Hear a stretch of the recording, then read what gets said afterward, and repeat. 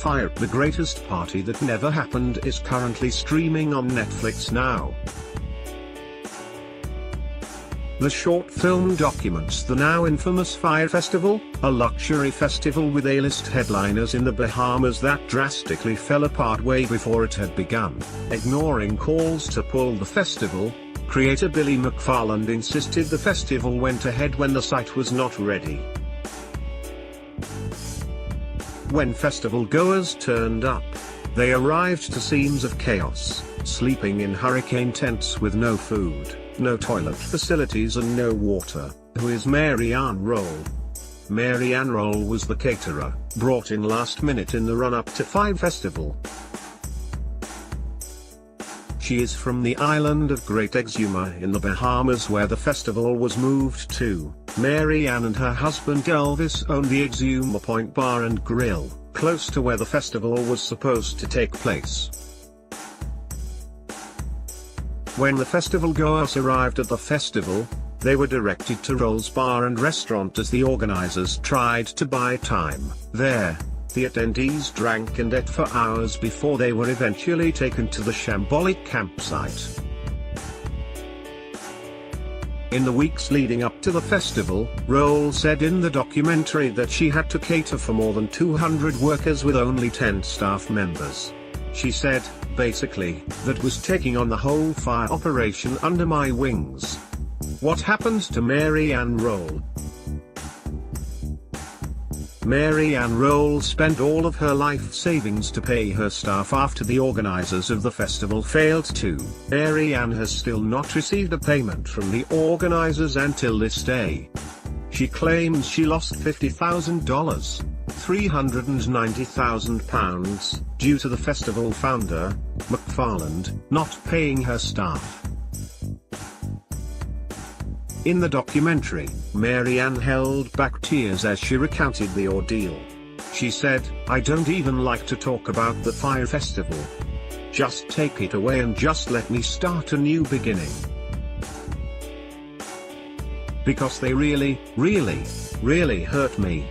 I just leave it alone because it really pains me when I have to talk about it, so I just wipe it away.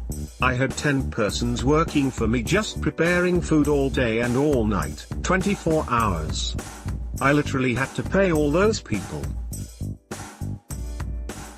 I went through about $50,000 of the savings that I could have had for a rainy day. They just wiped it out and never looked back." A GoFundMe page was set up to raise money for the Rolles.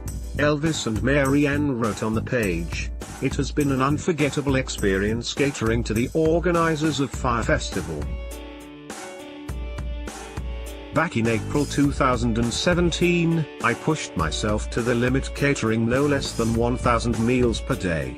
Breakfast, lunch and dinner were all prepared and delivered by Exuma Point to Coco Plum Beach in Rocas Point where the main events were scheduled to take place. Organizers would also visit my Exuma Point location to enjoy the prepared meals. Fyre Fest organizers were also checked into all the rooms at Exuma Point Resort. As I make this plea, it's hard to believe and embarrassing to admit that I was not paid. I was left in a big hole. My life was changed forever. And my credit was ruined by Fyre Fest. My only resource today is to appeal for help. There is an old saying that goes, bad publicity is better than no publicity, and I pray that whoever reads this plea is able to assist." The page exceeded its goal of $123,000, £95,000, over the weekend after over 4,445 people donated. At the moment $183,825, £141,039, has been raised for Rolle. Chris Smith, the director of the documentary, told BuzzFeed News, "It feels great. I gave her my word when I was there that I would do everything I could. It took a long time to get her to set up the GoFundMe account. She was afraid it was another scam. It's been nice to see how many people around the world were touched by her story and reached out to help. On Instagram, rapper Maryann Rolle, who co-founded the company Fyre with Billy McFarland, has apologized to Rolle. He said, "My heart goes out to this lovely lady. Maryann Rolle, we've never met, but I'm devastated that something that was meant to be amazing turned out to be such a disaster and hurt so many people. Sorry to anyone who has been negatively affected by the festival. Rolle, sick." Rolle has distanced himself from the festival, claiming he too was a victim of the scam. It is unclear if he donated to the GoFundMe campaign. According to the documentary, $250,000 in day wages is owed to the Bahamian workers on the island. Smith said, "I have been working with a local there, but it's been hard to find the right person to administer the funds.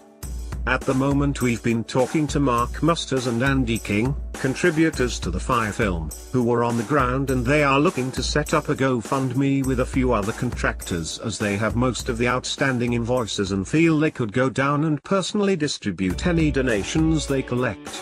In October 2018, Billy McFarland was sentenced to 6 years in prison for multiple counts of fraud. Fyre, The Greatest Party That Never Happened, is on Netflix now.